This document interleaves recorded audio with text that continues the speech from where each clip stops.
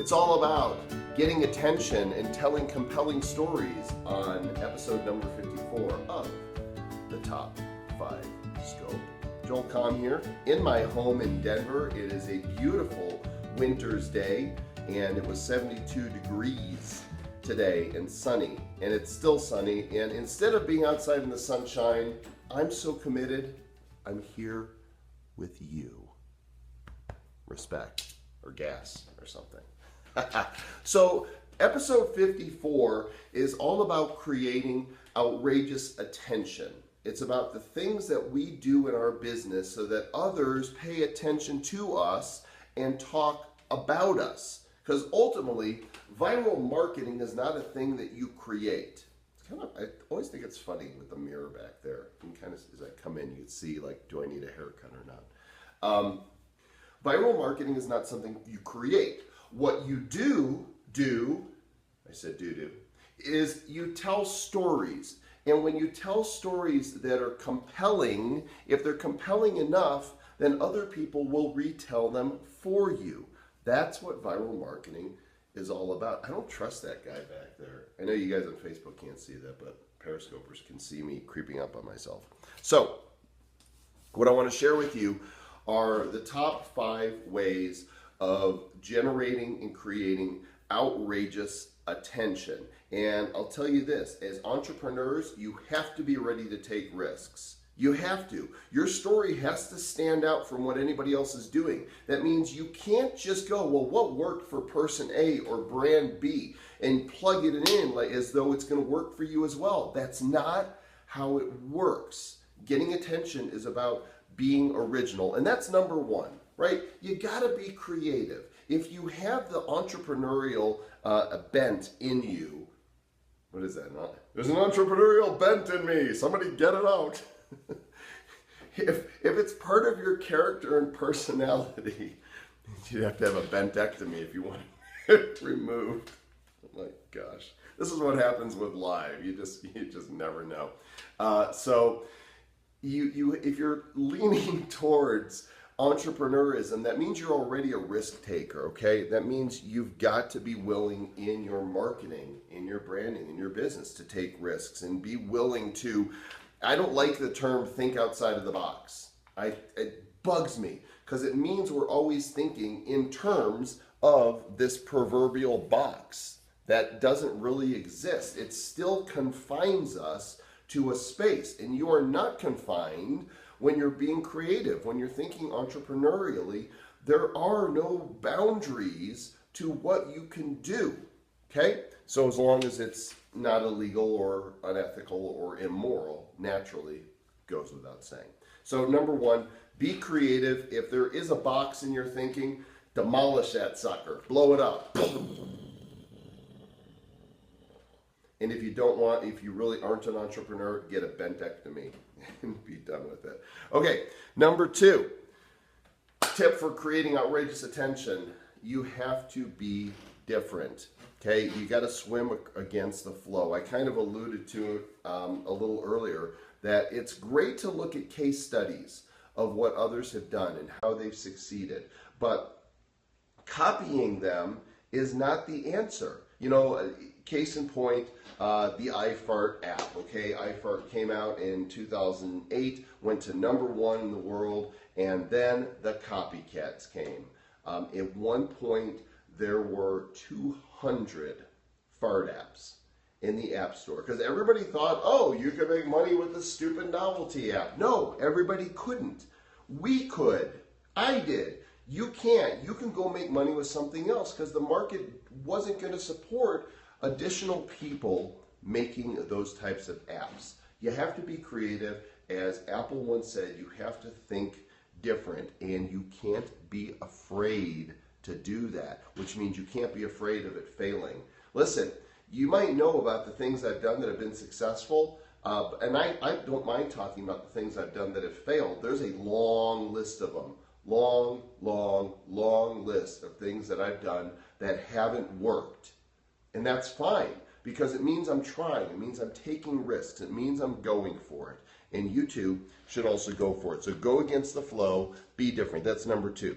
Number 3, Be prepared to tell your story in a different way. You know, a lot of people, we look at our products and our services and we think, oh, I am selling this to this market, and therefore here's the story I'm going to tell. I'm going to use iFart as an example again because it's just so dang funny. And now I have to open the app, right? Because without a demonstration, by the way, iFart Second Wind is now available in the App Store. It's the first update in 5 years. You can go download this for free. There's fart packs that you can buy, but now it's free and still as smelly as ever.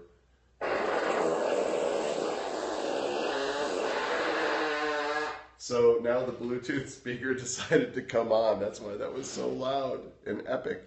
And now we have a Fart Wars fart pack. A little distraction here, okay, because it's funny. You guys will enjoy this. So the Fart Wars fart pack comes with farts that are named, for example, Jabba the Butt. You ready? I need some hearts over here in Periscope to make sure you guys can still hear me and that bandwidth is going well. Okay, here's Jabba the Butt.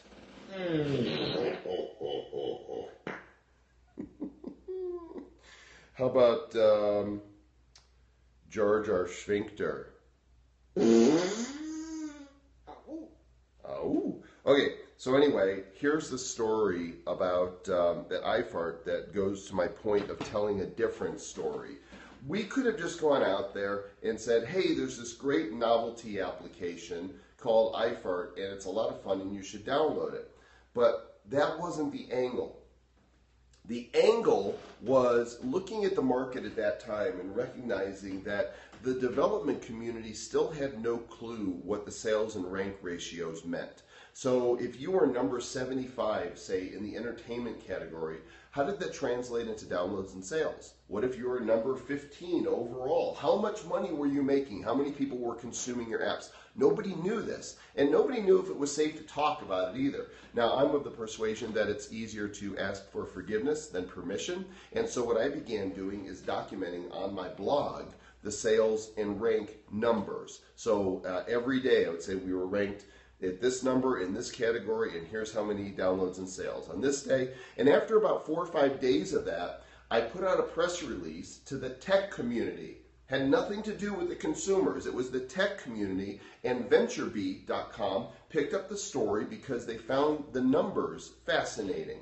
Well, guess what happened when I did that? More downloads, more sales, the numbers kept going up, up, up, and it was this conversation and this story, thinking outside of the story that you would think you should tell, that led to iFart going to #1 in the world. And it's a hilarious app as well. So it had its own value inherent, but it was telling a different story is what brought the attention. So ask yourself, as you look at your products and your services, what other markets would talk about you and what you create? It's a challenging question because you really got to step outside of the shoes that you wear and what you think your product is and what it is to somebody else. Story sell, facts tell, right on. Okay, so that's #3. #4 is you have to swing and aim for the fences every time, right? I'm not up there to bunt. I'm not up there to get to first base or second or third. I'm there to round the bases. I want this to go out over the fence, which means I'm going to put my all into it, and I'm going into it. The mindset is that when I step up there to do this launch, I see it sailing out there over the fence into the streets, and somebody getting hit on the head with the ball. Then I know I've won. Listen, if you swing for the fences, then you might fall a little short, and I got to tell you, there's times I've swung and I have whiffed. Nothing. Just amazed at the cricket sound that sometimes happens when I'll create something. That's okay, because I'm going to step up again. Sometimes I get lucky. You get a bye and I get walked. Other times it's a single and I go, okay, we made it on base. Wasn't a complete failure, but sometimes I'll crush it. Every now and then I'll crush it. It'll sail out of the park, and those are the moments that we as entrepreneurs live for. So you can't be afraid to step up and swing, and if you fail, you just get up and do it again, and you keep doing it, and you keep doing it, and you keep doing it, and you don't quit. Simple, right? That's number 4. And number 5 way to get outrageous attention is to use props. I'm a big fan of props. Oh, I forgot one of them, in fact. It's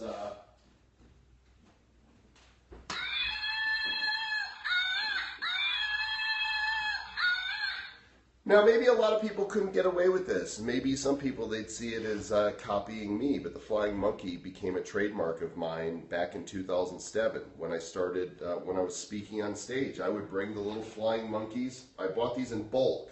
I found them in bulk, and we used to send them out to peers, and he does fly. Let's see, he's going to fly over.